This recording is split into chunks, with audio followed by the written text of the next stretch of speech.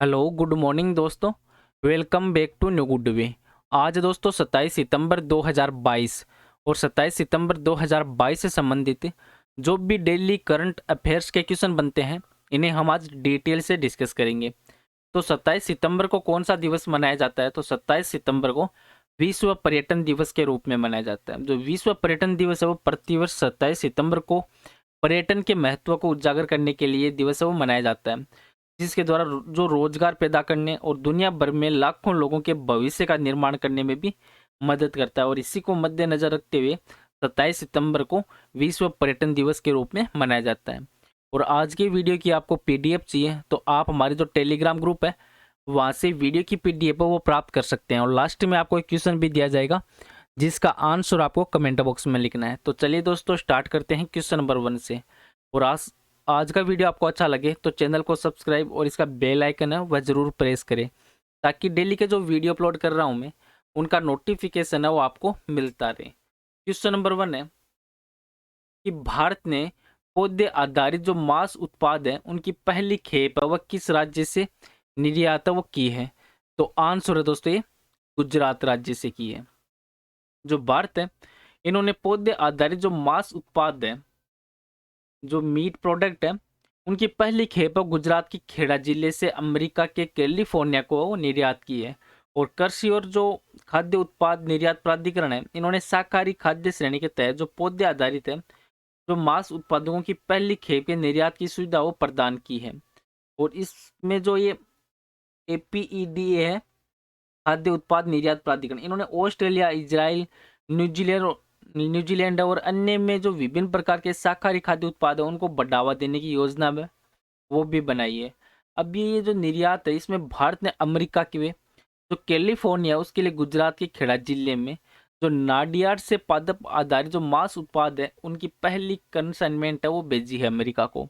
और अनूठे कृषि जो खाद्य उत्पाद है उनके निर्यात को बढ़ावा देने के लिए कृषि और प्रसंस्कृत जो खाद्य उत्पाद है वो निर्यात प्राधिकरण एपिडा ने जो विगन फूड श्रेणी के तहत जो पादप आधारित मांस उत्पाद है उनकी पहली खेप का निर्यात है वो सुगम बनाया है। और वाणिज्य और उद्योग मंत्रालय इन्होंने भी बयान दिया है, जिस बयान के तहत जो विगन जो खाद्य उत्पाद है उनके उच्च पोषण मूल्य के कारण जो पादप आधारित खाद्य उत्पाद है उनके अंतर्राष्ट्रीय बाजार में निर्यात की जो असीम संभावना और अधिक रेशे और जो कोलेस्ट्रॉल कम होने के कारण जो विगन खाद्य उत्पाद है वो दुनिया भर में वैकल्पिक खाद्य उत्पाद है वो भी बन रहे हैं। और 5000 किलोग्राम की जो कंसाइनमेंट है इसमें मिनी समोसे, हॉट एंड स्पाइसी जो स्ट्रप्स, मोमोज, स्प्रिंग रोल्स, न्यूगेट्स, ग्रीड पेटी जैसे उत्पाद वो शामिल है। और एपिडा ने आगामी महीनों में ऑस्ट्रेलिया, इजराइल, न्यूजीलैंड में पेन केक,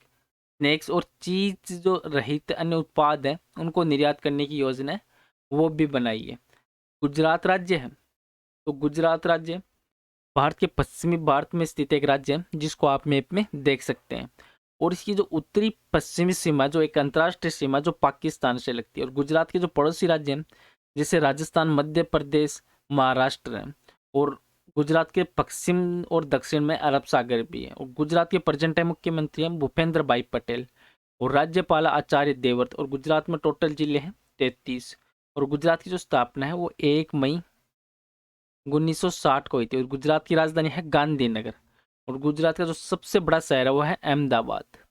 नेक्स्ट क्वेश्चन है क्वेश्चन नंबर 2 कि स्वच्छ वायु सर्वेक्षण कार्यक्रम किस केंद्रीय मंत्रालय के द्वारा क्रियान्वित वो किया जाता है? तो आंसर है दोस्तों पर्यावरण, वन और जलवायु परिवर्तन मंत्रालय के द्वारा।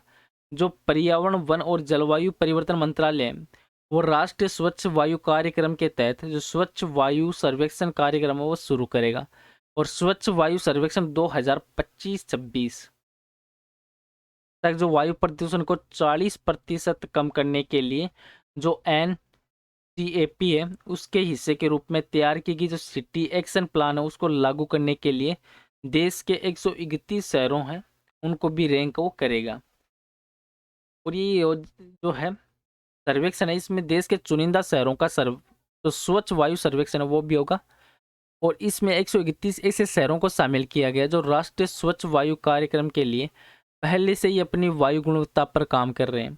और ये सर्वे है वो पर्यावरण वन जलवायु परिवर्तन मंत्रालय के मार्गदर्शन में स्वच्छ वायु गुणवत्ता आयोग के द्वारा तय मानकों के अनुसार वो होगा। और इसमें वायु गुणवत्ता आयोग के द्वारा स्वच्छ वायु के लिए शहरी कार्य योजना के तहत इन शहरों को चुना गया है और इन शहरों को 2025-26 तक अपना जो वायु प्रदूषण है वो 40% तक कम करना है।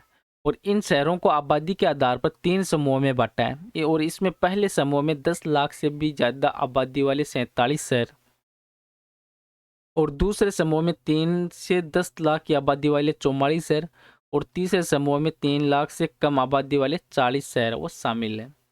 नेक्स्ट क्वेश्चन है क्वेश्चन नंबर 3 कि भारतीय रिजर्व बैंक ने किस सहकारी बैंक का लाइसेंस है वो रद्द कर दिया है। तो आंसर दोस्तों ये लक्ष्मी सहकारी बैंक का। जो भारतीय रिजर्व बैंक है आरबीआई, इन्होंने महाराष्ट्र में स्थित लक्ष्मी जो सहकारी बैंक है इसका लाइसेंस है वो रद्द कर दिया और पर्याप्त पूंजी के अभाव में ये फैसला वो लिया गया है। और बैंक के जो परिसमापन है उस पर प्रत्येक जमा करता है उनको 5 लाख रुपए तक की जो जमा बीमा दवा राशि है वो प्राप्त करने का हकदार भी हो इसके तहत होगा। अब आरबीआई है तो आरबीआई के प्रेजेंट टाइम में गवर्नर है शक्तिकांत दास और आरबीआई की स्थापना वो 1 अप्रैल 1935 को हुई थी और आरबीआई का जो हेडक्वार्टर है वो है दोस्तों मुंबई महाराष्ट्र में। नेक्स्ट क्वेश्चन है क्वेश्चन नंबर 4 कि विश्व पर्यावरण स्वास्थ्य दिवस है वो कब मनाया जाता है। तो आंसर दोस्तों 26 सितंबर को मनाया जाता है। जो विश्व पर्यावरण स्वास्थ्य दिवस है ये 26 सितंबर को मनाया जाता है और international federation of environmental health है इनके द्वारा इस दिन की मनाने की घोषणा वो की गई थी। अब सितंबर महीना है तो सितंबर महीने में इंपॉर्टेंट दिवस है वो और मनाए जाते हैं जिनका रिवीजन करते हैं।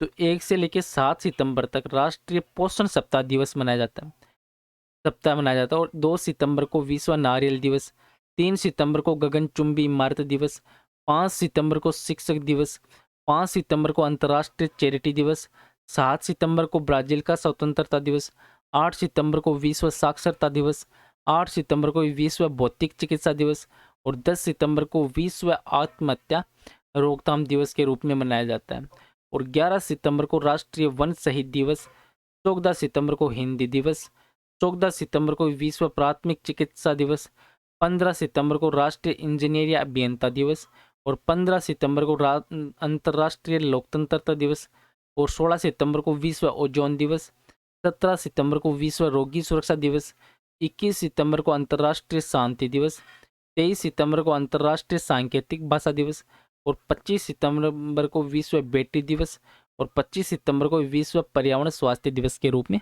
मनाया जाता है।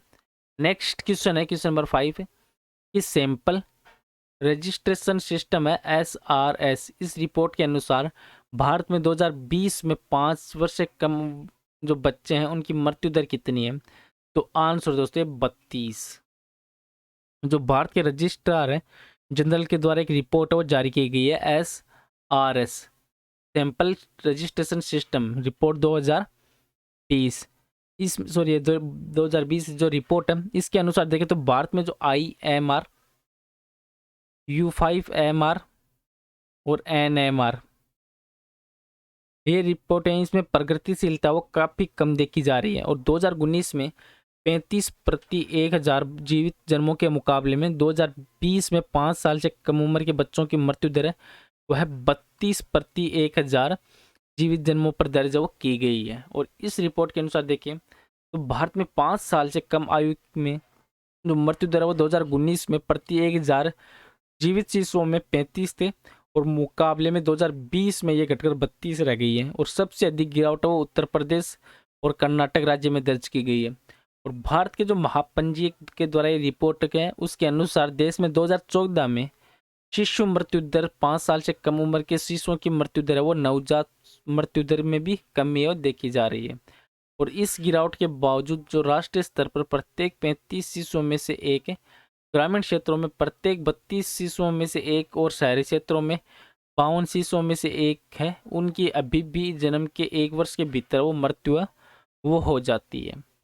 नेक्स्ट क्वेश्चन है क्वेश्चन नंबर 6 है कि भारतीय सांकेतिक भाषा डिक्शनरी मोबाइल एप्लीकेशन का नाम क्या है। तो आंसर दोस्तों साइन लर्न ऐप है वो इसका नाम है। जो सामाजिक न्याय और अधिकारिता मंत्रालय है, इन्होंने इस साइन लर्न ऐप है, इसके नामक का एक भारतीय सांकेतिक भाषा जिसको ISL, जिसकी फुल फॉर्म है इंडियन साइन लैंग्वेज, इसको शब्दकोश को मोबाइल एप्लीकेशन को लॉन्च किया। और ये भारतीय सांकेतिक भाषा अनुसंधान और प्रशिक्षण केंद्र है ISLRTC, इनके भारतीय सांकेतिक भाषा शब्दकोश पर आधारित है, जिनमें 10,000 शब्द शामिल है। नेक्स्ट क्वेश्चन है क्वेश्चन नंबर 7 कि किस देश ने चंद्रमा पर चेंज साइट नाम से एक लूनर क्रिस्टल है उसकी खोज की है? तो आंसर दोस्तों चीन। जो चीन है उसके शोधकर्ताओं ने चंद्रमा के निकट जो ज्वालामुखी मलबे में एक नए प्रकार के क्रिस्टल की खोज है वो की है। जो चीन है तो इन्होंने 2020 में चांद के लिए एक मिशन है वो भेजा था, और इस मिशन का नाम था चांग-E 5, और इस मिशन के जरिए 1731 ग्राम वजन के नमूने वो धरती पर लाए गए थे।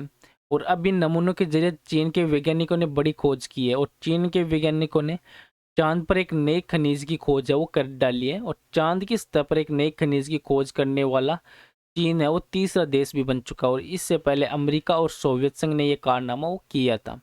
और चीन है वो परमाणु ऊर्जा प्राधिकरण के उपाध्यक्ष हैं टोंग बाओतोंग, इन्होंने शुक्रवार को एक प्रेस कॉन्फ्रेंस है वो की थी, और इसकी जानकारी वो भी दी थी, जिसमें नए खनिज का नाम है वो चैनसाइट वाई रखा गया है। और ये फोस्फेट खनिज है जो चांद पर इंसानों के द्वारा खोजा गया। ये छठवां खनिज है जो 10 माइक्रोक्रॉन के आकार वाले इस खनिज की व्याख्या वो वैज्ञानिकों ने की है।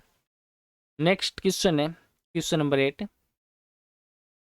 कि कौन सी राज्य सरकार जिन्होंने किसानों को एक विशिष्ट फार्म आईडी प्रदान करेगी जिसे आधार से जोड़ा जाएगा, ताकि उन्हें किसानों को सरकारी योजना उनके सभी प्रकार के लाभ वो प्रदान किए जा सके और अधिकतम संख्या तक पहुंच सके। तो आंसर दोस्तों उत्तर प्रदेश राज्य में।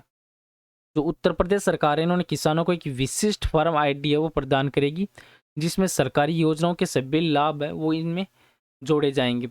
इसी को मद्देनजर रखते हुए किसानों को लाभान्वित करने के लिए योजना वो उत्तर प्रदेश की राज्य सरकार के द्वारा शुरू की गई है। अब उत्तर प्रदेश है तो उत्तर प्रदेश भारत का सबसे बड़ा राज्य है, जो जनसंख्या के आधार पर और क्षेत्रफल के आधार पर चौथा सबसे बड़ा राज्य है, जिसको आप मैप में देख सकते हैं।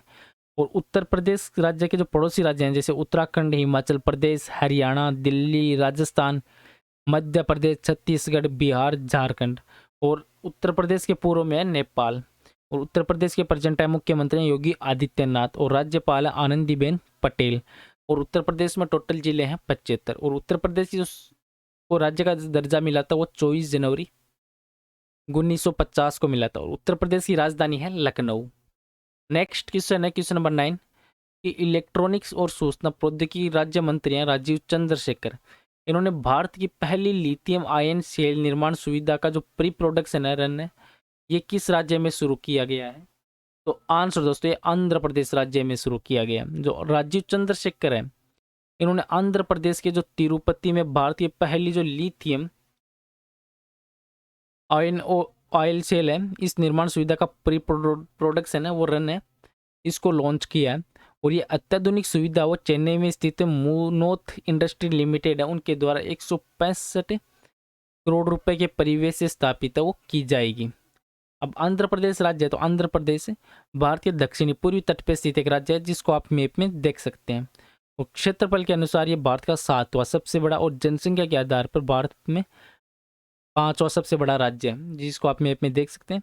और इसकी जो सबसे बड़ा शहर है वो है विशाखापट्टनम। और आंध्र प्रदेश के मुख्यमंत्री हैं YS जगनमोहन रेड्डी, और राज्यपाल है विश्वभूषण हरिचंदन। और आंध्र प्रदेश में टोटल जिले हैं 26। और आंध्र प्रदेश की राजधानी है विशाखापट्टनम। और आंध्र प्रदेश की स्थापना वो 1 नवंबर 1956 को हुई थी। नेक्स्ट क्वेश्चन है क्वेश्चन नंबर 10 कि ICC T20 रैंकिंग में इस भारतीय बल्लेबाज ने पाकिस्तान के कप्तान बाबर आजम को पीछे है वो छोड़ दिया है? तो आंसर है दोस्तों सूर्य कुमार यादव ने छोड़ा है। जो सूर्य यादव है इन्होंने पुरुषों की जो T20 बल्लेबाजी रैंकिंग है उसमें पाकिस्तान क्रिकेट टीम के कप्तान है बाबर आजम, इनको पीछे पछाड़कर तीसरे स्थान अपना वो हासिल किया है सूर्य कुमार ने। और सूर्य कुमार यादव वो अब तक 780 अंकों के साथ बल्लेबाजी रैंक में तीसरे स्थान पर है, जो बाबर से 9 अधिक है। और बाबर इस साल की शुरुआत में रैंकिंग पर 1 नंबर पे थे। और आज का नेक्स्ट और लास्ट क्वेश्चन है जिसका आंसर आपको कमेंट बॉक्स में लिखना है कि भारत के किस राज्य ने गया में फाल्गु नदी पर भारत के सबसे लंबे रबर बांध है गयाजी बांध का उद्घाटन किया है। तो इस क्वेश्चन का आंसर आपको कमेंट बॉक्स में लिखना है। और पीछे के वीडियो में भी आपको क्वेश्चन दिया था कि किस राज्य ने पाक खाड़ी में देश के पहले डुंगोंग संरक्षण रिजर्व को अधिसूचित वो किया है। तो इसका राइट आंसर है ऑप्शन नंबर डी, तमिलनाडु राज्य के द्वारा। जो तमिलनाडु में देश के पहले डुंगोंग संरक्षण अभ्यारण्य को अधिसूचित वो किया गया है। और इसका उद्देश्य यह है कि जो लुप्त प्राय प्रजाति का संरक्षण करना, और इस कदम से समुद्री जीव में संरक्षण करने में भी काफ़ी मदद है वो मिलेगी। और अभ्यारण्य को पाक की खाड़ी में अधिसूचित वो किया गया है। चलो दोस्तों, आज का वीडियो यहीं पे समाप्त करता हूँ। वीडियो आपको अच्छा लगे तो चैनल को सब्सक्राइब और शेयर जरूर करें। Thank you all of you.